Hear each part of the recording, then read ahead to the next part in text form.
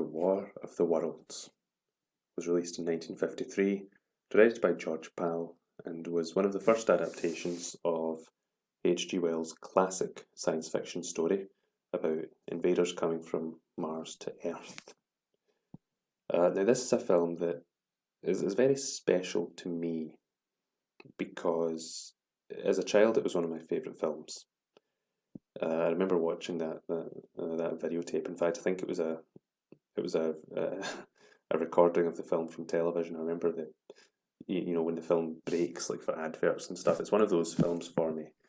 Um, Watching it today in 2020, with I'd like to think more mature eyes. I still think this film holds up. It's a fine film. It's dated. There's no getting around it. It is dated, but it does have an appeal that's not related to it being sort of campy or so bad it's good or anything like a lot of 50s science fiction films. I think it's genuinely in a lot of ways good, um, which for a 50s science fiction film is rare.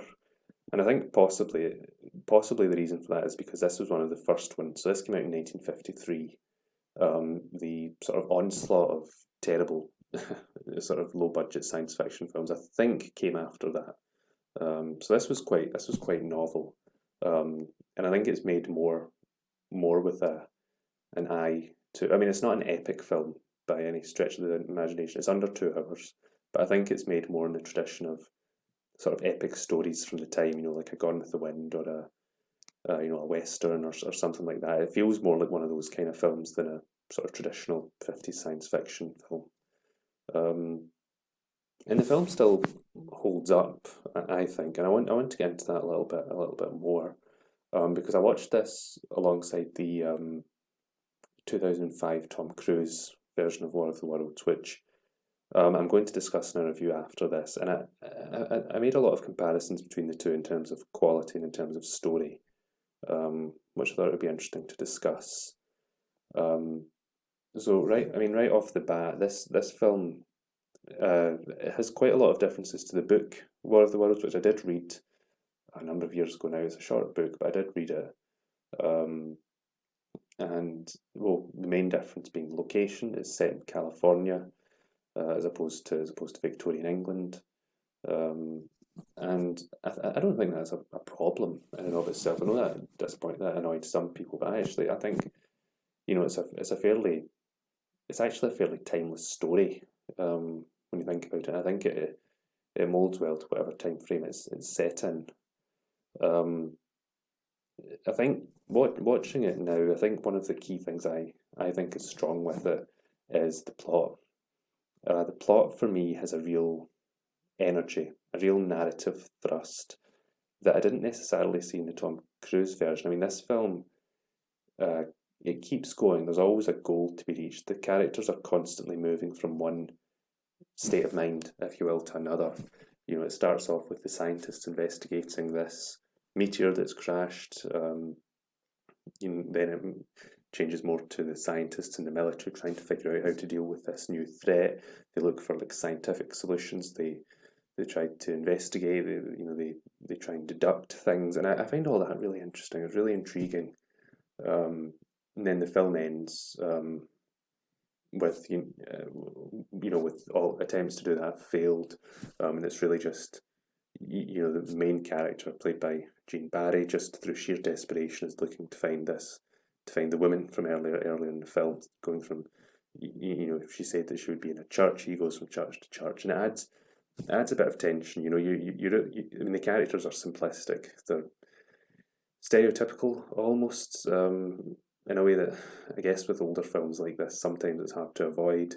But they're likable. I mean, you in my view, you root for them enough, um, and I think for me that's one thing I noticed. I mean, it's paced. It's a very well paced film. I think, and it knows when to dwell on things and when to move things along. Um, and I think it's great. It works as a sort of an action film. It works as a thriller, um, and that segues into how suspenseful I think the film is.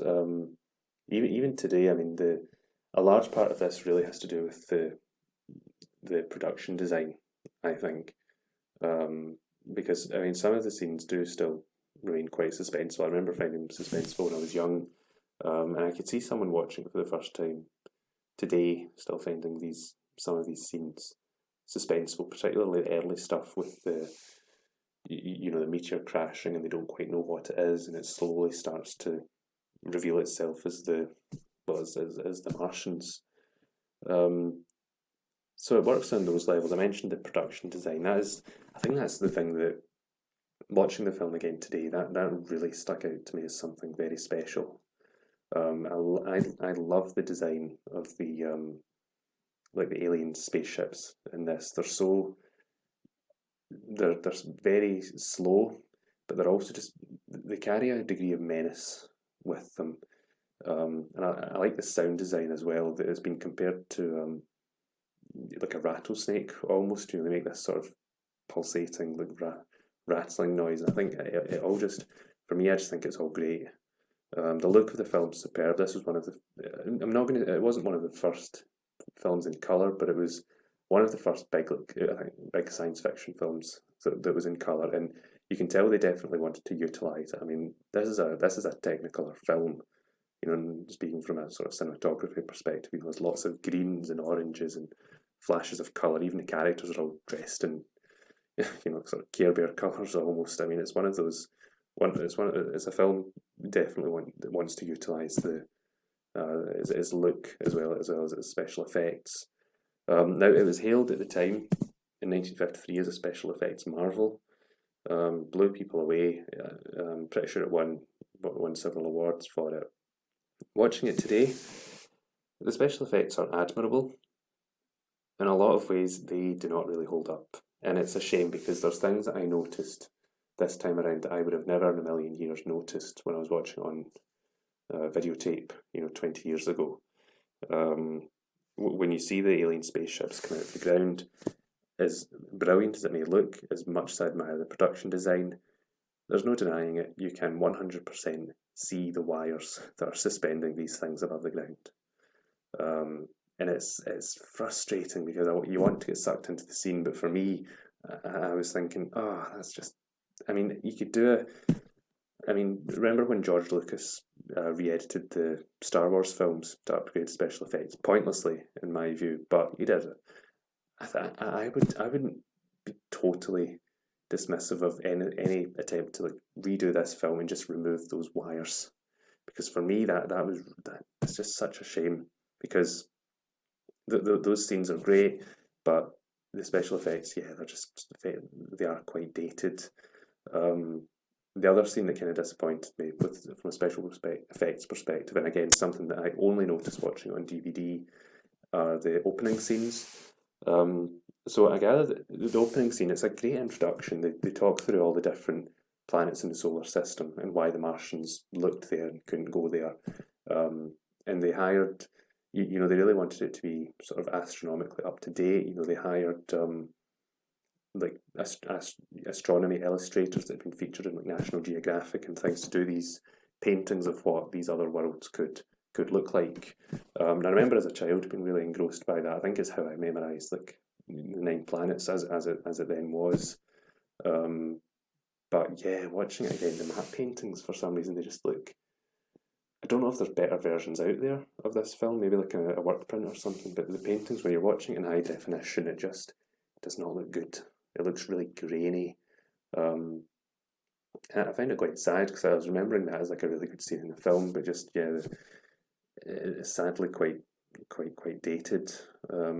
Although one thing that sort of amused me, I think, was you see the map painting of Earth, and my brain was thinking, why does that look so weird?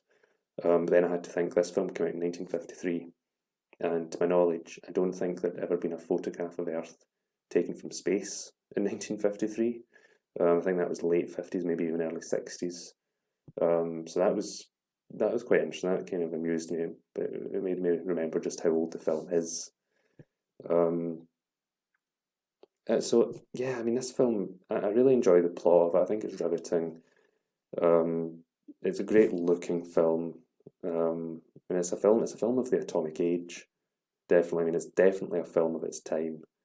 I guess the biggest problems for me just come from how dated the film is, sadly, not just from a special effects perspective, but also just some aspects of the plot. I mean, the female character, the sort of love interest is starts off, she's introduced, she's like, oh, I've got a master's degree from MIT or somewhere. But then a couple of scenes later, she's just like, when the military arrives, she's just like serving them out coffee. And it's like, oh, and then of course, like all 50s sci-fi actresses, she has to start like, shrieking and screaming and gets very shrill. And I'm like, oh God, is this really necessary? So it's a film of its time, and I think it's dated, and it has to be appreciated from that perspective. It is not a modern film. And for me, that was still, I didn't think that was great. One final thing, sorry, I actually should have mentioned this when I was talking about special effects. The one special effect in the film that I actually think looked better as a result of seeing it in better quality is the design of the aliens themselves.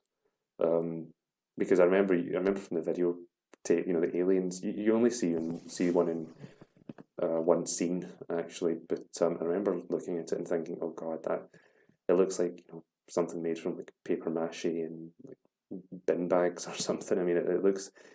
I mean, actually looks a bit creepy, but I thought that's a really low grade special effect. However, if you watch it in HD, you actually see they put a bit of effort into it.